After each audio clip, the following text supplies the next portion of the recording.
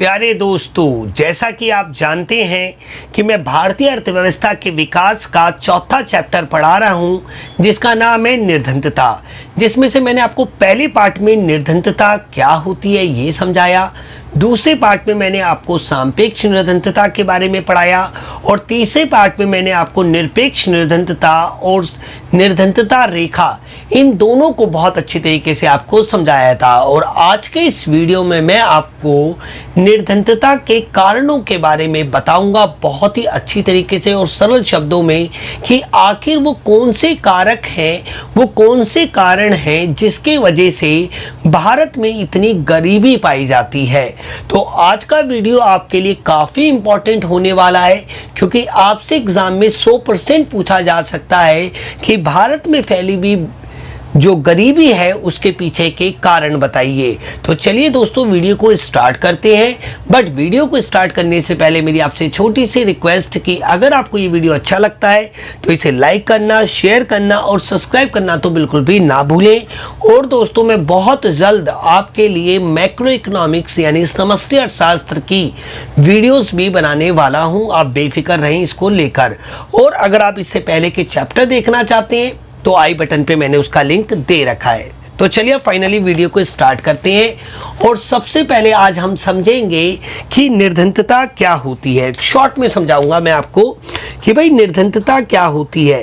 भाई मैंने आपको बताया था कि जब एक व्यक्ति या एक परिवार या व्यक्तियों का समूह अपने लिए मूलभूत आवश्यकताओं को पूरा करने में असमर्थ होते हैं तो उसे ही हम निर्धनता कहते हैं और उस व्यक्ति को या उस परिवार को हम निर्धन कहेंगे। तो निर्धनता के कारणों की अगर हम बात करें, कारण की बात करें निर्धनता के कारण की, तो भाई निर्धनता के कारणों को हम दो भागों में बांट सकते हैं।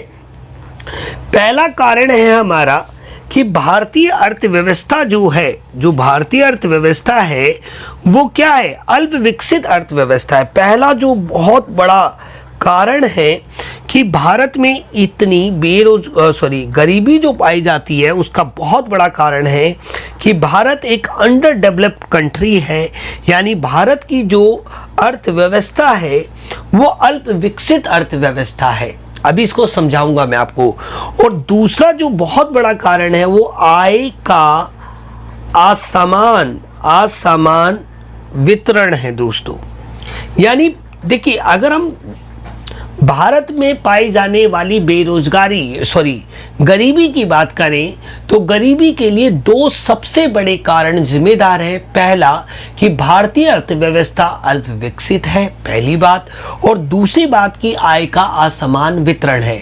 तो सबसे पहले हम बात करते हैं कि भारतीय जो अर्थव्यवस्था है वो अल्प विकसित का मतलब क्या होता है। देखिए बहुत ही सिंपल सी बात, अल्प विकसित का मतलब कि भारत में जो वस्तुओं तथा सेवाओं का निर्माण होता है ना एक लेखा वर्ष के दौरान, यानी जो सकल घरेलू उत्पाद होता है या जो हम कहें कि कहते हैं निवल राष्ट्रीय उत्पाद जो होता है वो बहुत ज़्यादा कम होता है। अगर आप डेवलप कंट्री से अगर उनकी तुलना करेंगे तो भारत में जो वस्तु तथा सेवाओं का एक साल में निर्माण होता है वो बहुत ज़्यादा कम होता है, जिसके वजह से राष्ट्रीय उत्पाद कम होगा तो नेचुरल सी बात है राष्ट्रीय आय कम होगी। जब राष्ट्रीय आय कम होगी तो राष्ट्रीय व्यय कम होगा, और जब राष्ट्रीय व्यय कम होगा तो बहुत सारे अपनी मूलभूत आवश्यकताओं को पूरा करने में क्या रहेंगे, असमर्थ रहेंगे, जिसके वजह से भारत में क्या होती है दोस्तों, गरीबी पाई जाती है। अब इसी पॉइंट को और अच्छी तरीके से समझाने के लिए आपको कुछ मैं इंपॉर्टेंट पॉइंट्स बताऊंगा जिससे आपको और ज़्यादा क्लैरिटी आ जाएगी। तो हम सबसे पहले समझ रहे हैं कि भाई भारतीय जो अर्थव्यवस्था है वो कैसी है, अल्प विकसित। अल्प विकसित को इंग्लिश में क्या कहते हैं आप जानते हैं क्या, बहुत ही simple, under development economy, under developed economy जिसे हम कह सकते हैं। अब इसी चीज़ के से रिलेटेड हमारे पास 9 पॉइंट है जिन्हें मैं आपको एक एक करके समझाता हूं बहुत ही अच्छी तरीके से। तो देखिए सबसे पहली बात अगर हम करें, सबसे पहला पॉइंट है कि राष्ट्रीय आय, जो हमारी राष्ट्रीय आय है ना, राष्ट्रीय आय का निम्न स्तर। अब जो हमारी राष्ट्रीय आय है ना उसका निम्न स्तर है। अब क्यों है? बहुत ही सिंपल सी बात, क्योंकि मैंने आपको बताया कि आप ये जानते हैं कि एक होता है हमारा परिवार क्षेत्र, होता है भाई सबसे महत्वपूर्ण क्षेत्र होता है, एक होता है हमारा उत्पादक क्षेत्र, ठीक है। ये इन्हें क्या देता है? अपनी कारक सेवाएं देता है, इसके बदले में ये वस्तु तथा सेवाओं का निर्माण यानी उत्पादन देती है। यानी ये इनको क्या देता है? सबसे पहले कारक सेवाएं देता है, बहुत ही सिंपल, कारक सेवाएं, बदले में ये वस्तुओं का उत्पादन देते हैं, ठीक है। फिर क्या करते हैं? ये इसको इनकी कारक सेवाओं के बदले में कारक आय देता है, कारक आय देता है, और ये इसी कारक आय को प्राप्त करके इनको वापस वस्तुओं पर व्यय देती है, यानी वस्तु तथा सेवाओं पे व्यय करती है। अब मैंने आपको ये क्यों बताया? देखिए बहुत ही सिंपल, जितनी यहां से कम कारक सेवाएं उत्पादक क्षेत्र को मिलेगी तो उत्पादन क्षेत्र क्या करेगा? उत्पादन भी कम करेगा। उत्पादन जब कम होगा तो कारक आय भी कम होगी, और जब कारक आय कम होगी तो दोस्तों व्यय भी कम होगा, और बहुत सारे जो लोग हैं वो अपनी मूलभूत आवश्यकताओं को पूरा करने में क्या पाएंगे? असमर्थ पाएंगे अपने आप को, जिसकी वजह से भारत में क्या होती है? बेरोजगार, भारत में गरीबी फैलती है।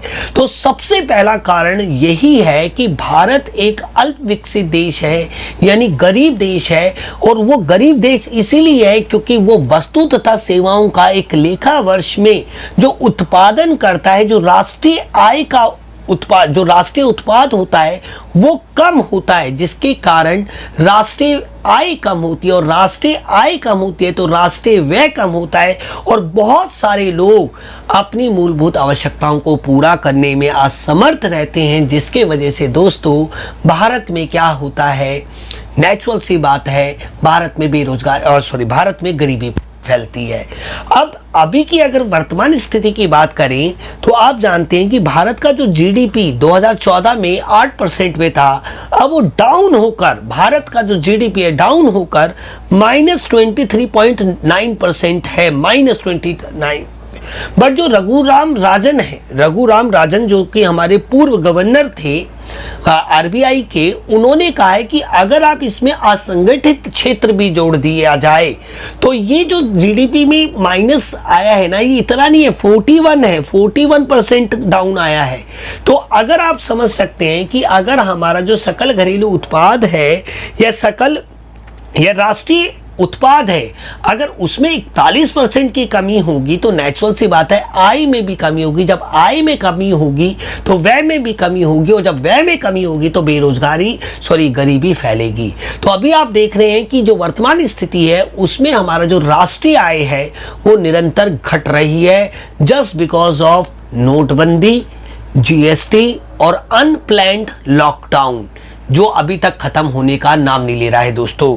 तो ये पहला पॉइंट आई थिंक आपको समझ में आ गया होगा। अब बात करते हैं सेकंड पॉइंट की।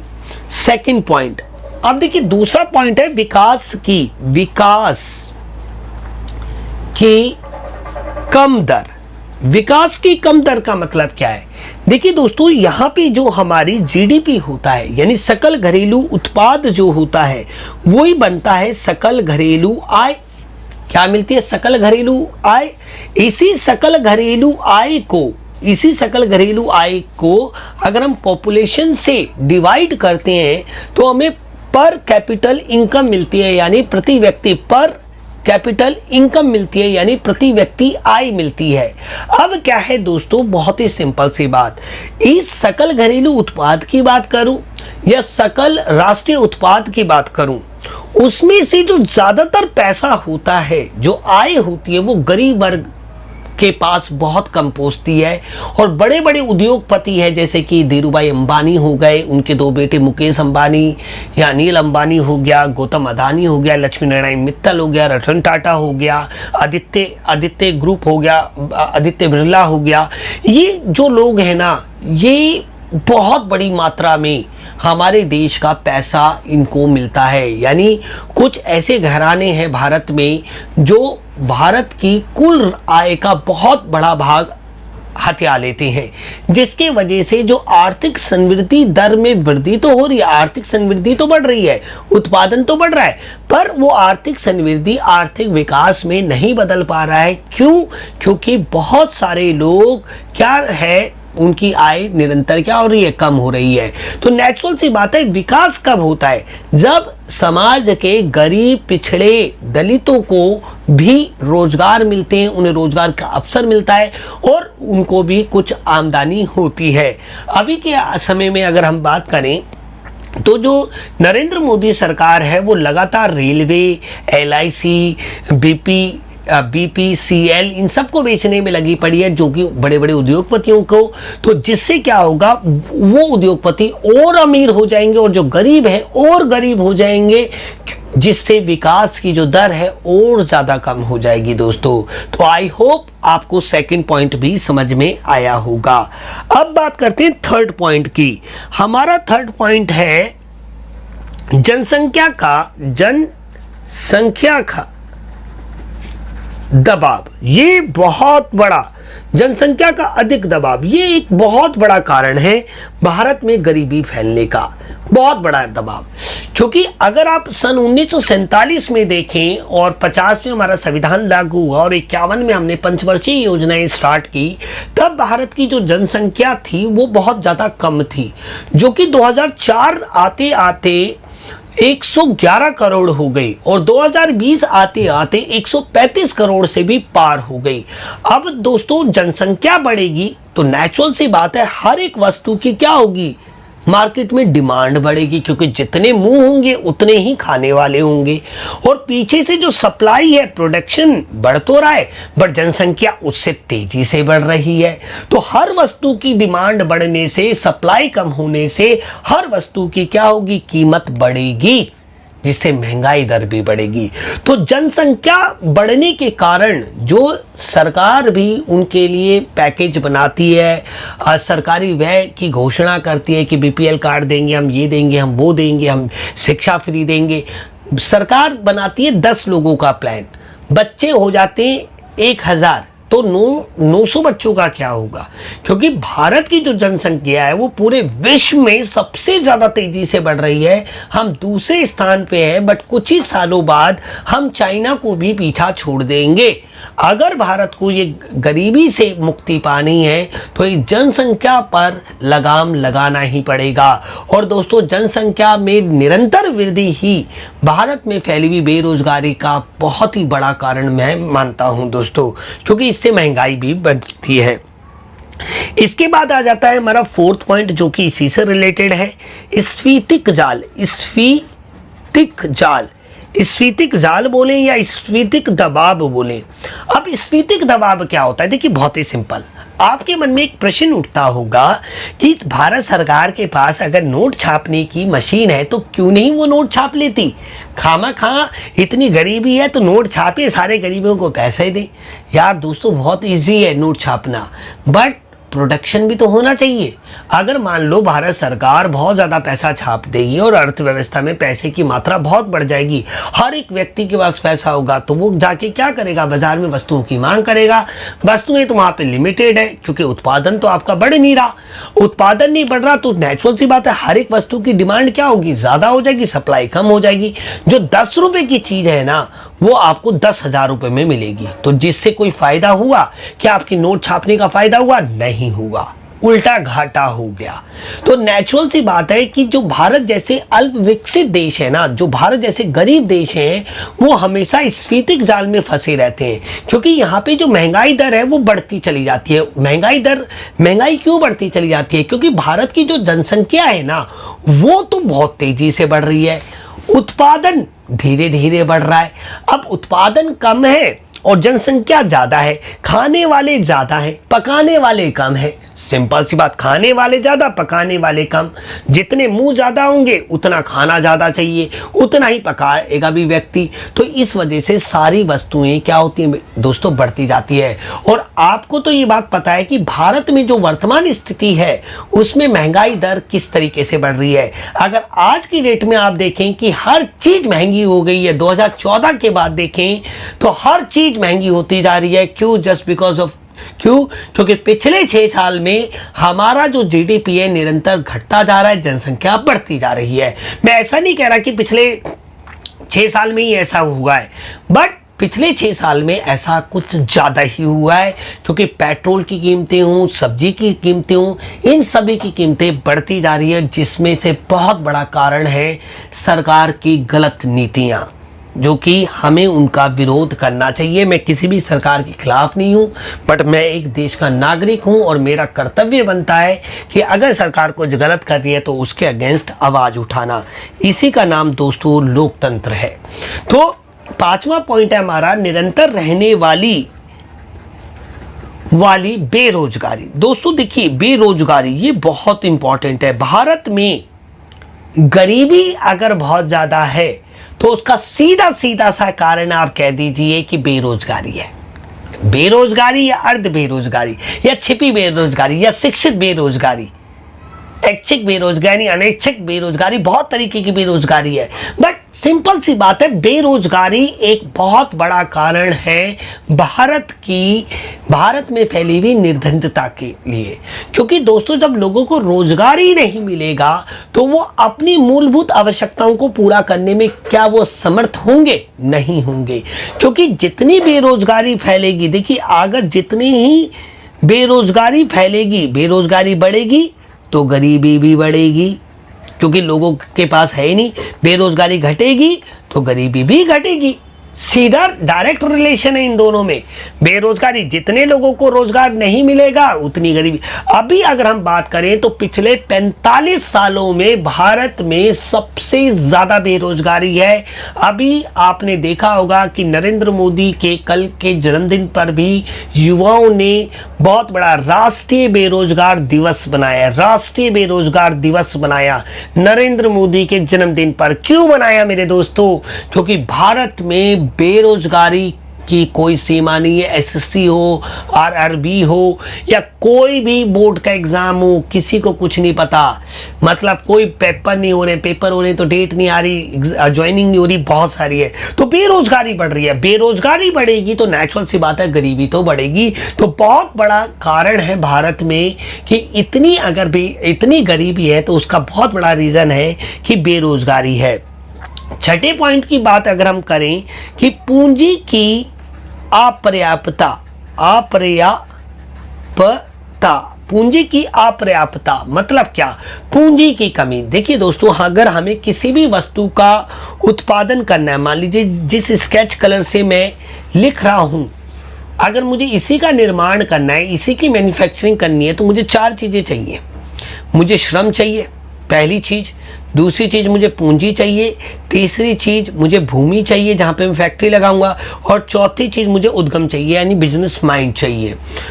देखिए, श्रम भी मिल जाता है, भूमि भी मिल जाती है, उद्यम भी मिल जाता है, बट ये जो पूंजी है ना, उत्पादन के कारक का सबसे महत्वपूर्ण हमारा क्या है? कारक है। और दोस्तों, भारत में जो जीडीपी का कम होना या राष्ट्रीय आय का कम होना या राष्ट्रीय उत्पाद का कम होना इसलिए तो होता है ना भाई। उत्पादन कब होता है? जब पूंजी नहीं होती। अगर आप भी कोई बिजनेस करना चाहते हो, आपके पास जगह भी है, आपके पास बिजनेस माइंड भी है, आप खुद भी श्रम करने के लिए तैयार हो, आपके पास लोग भी जुड़ने के लिए तैयार है, बट आपके पास पैसा नहीं है। अगर आपके पास पैसा नहीं है, भले आपके पास कितना भी टैलेंट हो, क्या आप किसी वस्तु का उत्पादन कर पाएंगे? नहीं कर पाएंगे। तो भारत जैसे विकसित और विकासशील देशों की सबसे बड़ी समस्या ये है कि इनकी अर्थव्यवस्था में पैसा नहीं है, पूंजी की कमी है, यानी निवेश की कमी है। जब पूंजी नहीं होगी तो निवेश नहीं होगा, निवेश नहीं होगा तो उत्पादन क्षमता नहीं बढ़ेगी, उत्पादन क्षमता नहीं बढ़ेगी तो रोजगार नहीं मिलेगा, और रोजगार नहीं मिलेगा तो गरीबी फिर दोबारा फैलती चली जाएगी। आप इस बात को समझने का प्रयत्न कीजिए। ये बहुत ही सिंपल सी बात है। आई होप आपको 6 पॉइंट भी समझ में आ गया होगा। अब बात करते हैं अपनी 7th पॉइंट की।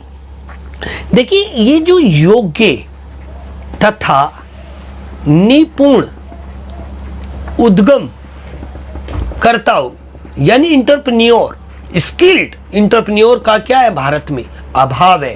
क्योंकि भारत की जो शिक्षा पद्धति है जो पहली से लेकर 12वीं तक या फिर 12वीं के बाद first year, second year, third year, graduation तक जो शिक्षा पद्धति है ना, उसमें हमें रटवाया जाता है।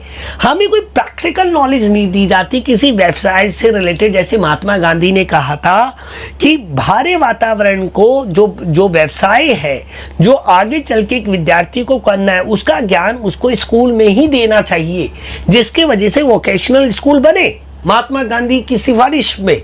बट दोस्तों, जो भारत की शिक्षा पद्धति है, अगर आप भी 12वीं में पढ़ रहे हो या 10वीं में पढ़ रहे हो, किसी भी क्लास में पढ़ रहे हो, आपको कोई ऐसी नॉलेज नहीं दी जा रही है जो जाके आप 12वीं के बाद या ग्रेजुएशन के बाद आप बिजनेस बन जाए और आप एक बहुत बड़े बिजनेस को या एक छोटे बिजनेस को टैकल कर सकें। क्योंकि भारत में जनसंख्या बहुत है, युवा 65% जो जनसंख्या भारी युवा है, बट वो क्या है, अयोग्य है, निपुण है। क्यों? क्योंकि उनको ट्रेनिंग नहीं दी जा रही है। स्किल इंडिया हमारे नरेंद्र मोदी ने चलाया, बट उसका हुआ क्या? वो स्किल इंडिया किल इंडिया में बदल गया। एस साइलेंट है, किल इंडिया हो गया। वो कोई ट्रेनिंग नहीं दी जा रही है, भले यहाँ की मिनॉरिटीज हो, मेजोरिटी हो या और भी हो। भाई यहाँ के लोगों को, यानी भारत के जो 65% युवा है, उनको स्किलफुल नहीं बनाया जा रहा है। और आपको अभी मैंने बताया, अगर उत्पादन को बढ़ाना है, गरीबी को दूर करने का सिंपल सा तरीका है कि उत्पादन बढ़ाएं। आप उत्पादन बढ़ाने के लिए आपको क्या चाहिए? श्रम चाहिए, पूंजी चाहिए, भूमि चाहिए और उद्यम चाहिए, यानी इंटरप्रेन्योर चाहिए। अब इंटरप्रेन्योर तो बहुत सारे हैं भारत में, बट वो क्या है? योग्य नहीं है, निपुण नहीं है, जिसके वजह से उनमें ये स्किल ना होने से जो उत्पादन है वो कम रह जाता है, जिसकी वजह से गरीबी फैलती है दोस्तों। तो अब आठवीं की बात करते हैं। पुरानी सामाजिक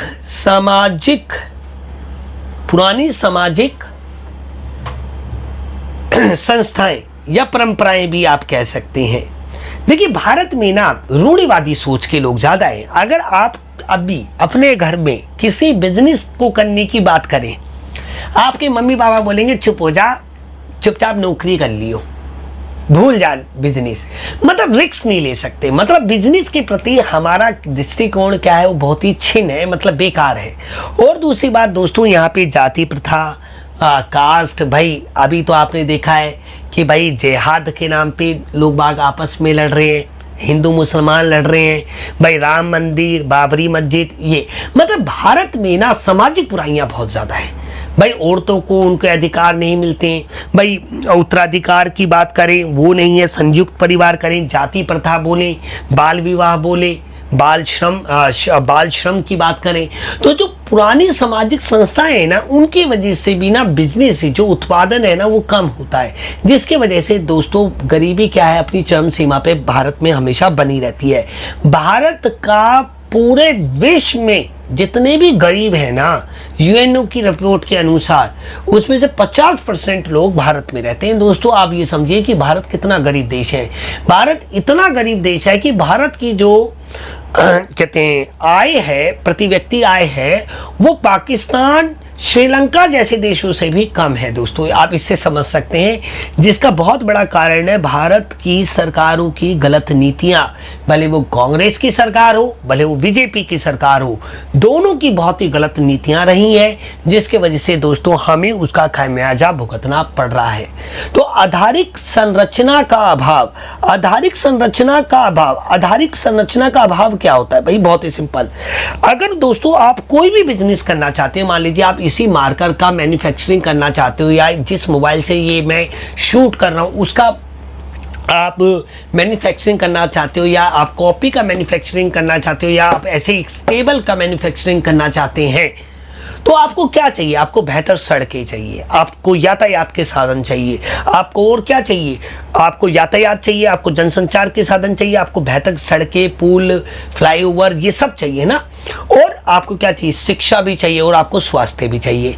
तो भारत में ना आधारिक संरचना, जो कि व्यापारिक रूप से देखें तो जनसंचार के साधन हो गए, भाई जनसंचार के साधन हो गए, यातायात के साधन हो गए, और साथ में मेरे दोस्तों सड़कें हो गई, पुल हो गई, एक व्यवस्था होती है, ठीक है, वो नहीं है। ठीक है। और इसके अलावा शिक्षा और स्वास्थ्य का तो बहुत ही बुरा हाल है। अभी आप सुन रहे होंगे कि कोरोना में कितने लोग मरते जा रहे हैं, जो कि भारत में शिक्षा और स्वास्थ्य की बुरी कंडीशन को दिखा रहा है दोस्तों। तो ये 9 कारण मैंने आपको बताए जो कि रिलेटेड थे अल्पविकसित अर्थव्यवस्था से। तो ये मैंने आपको क्लियर कर दिया। अब मैं आपसे बात करता हूं आय का असमान वितरण से रिलेटेड, जो कि मोस्ट इंपॉर्टेंट है दोस्तों। देखिए, अगर जितनी ही आय का कमी होगी, अब देखिए दोस्तों, आय का असमान वितरण में आपको अगर ये कहूं, ये भी एक बहुत बड़ा कारण है भारत में गरीबी फैलने का। क्योंकि भारत की, अगर मैं शॉर्ट में आपको बताऊं कि भारत की जनसंख्या को मैं 80-20 के रेशो में बांट देता हूं कि भारत में 100 लोग हैं, 100 में से हमारे 80 और 20 के % में कर दी। अगर मैं पैसों की बात करूं तो ये देखिए 20% लोगों के पास भारत की कुल जीडीपी, भारत की कुल राष्ट्रीय आय का 80% भाग है, जबकि 80% लोगों के पास भारत के कुल जीडीपी का 20% भाग है। तो गरीब तो और गरीब होता जा रहा है, अमीर और अमीर होता जा रहा है, जिसके वजह से गरीब और अमीर की जो खाई है वो बढ़ती चली जा रही है दोस्तों। गरीब सारा दिन मजदूरी करता है, गड्ढे खोदता है, कितनी मेहनत करता है, तब भी उसको 250 रुपये नहीं मिलते हैं। और अमीर व्यक्ति बस ऑपरेशन थिएटर में जाता है, 10-15 मिनट का काम होता है, 1 घंटे का काम होता है, 2 घंटे का काम होता है, और उसे 5-10 लाख रुपए मिल जाते हैं। और वो गरीब इंसान पूरी जिंदगी भी लगा रहे तब भी वो 5-10 लाख रुपए नहीं कमा सकता। तो जो आय का जो असमान वितरण है ना, वो बहुत ज्यादा है, इसे कम करना पड़ेगा। क्योंकि जो कृषि, जो दोस्तों आप ये समझिए, जो हमारा अन्नदाता है, जो हमारे लिए अनाज बनाता है, वो पैसा नहीं कमाता है। जो मीडिएटर्स होते हैं, थोक विक्रेता होते हैं ना, वो कमा रहे हैं पैसा खूब दबकर। भाई जो हमारे लिए अनाज पैदा कर रहा है, सब्जियां पैदा कर रहा है, फ्रूट पैदा कर रहा है, वो नहीं कमा रहा है, किसान नहीं कमा रहा है। कमा कौन रहा है? जो बड़े बड़े होलसेलर्स हैं। मेरी बात समझ आ रही है आपको? और इसका बहुत बड़ा श्रेय जाता है हमारी सरकार की गलत नीतियों का। तो गरीबी भारत में फैलने का बहुत बड़ा कारण है सरकार की गलत नीतियां, जो कि हमें उसके अगेंस्ट आवाज उठानी चाहिए दोस्तों। भले वो कांग्रेस सरकार हो, भले वो बीजेपी सरकार हो, अगर कोई भी जनता के हित पे फैसला नहीं करता है, जनता के अगेंस्ट फैसला करता है, तो हमें अब एक लोकतांत्रिक नागरिक होने के कर्तव्य को निभाना चाहिए और अपनी आवाज को उठाना चाहिए। तो दोस्तों, ये थे आज का वीडियो। आपको कैसा लगा प्लीज मुझे कमेंट में जरूर बताएं। अगर कोई डाउट रह गया हो तो आप मुझे कमेंट में लिख सकते हैं। तो मिलते हैं दोस्तों अगले वीडियो में। जय हिंद, जय भारत।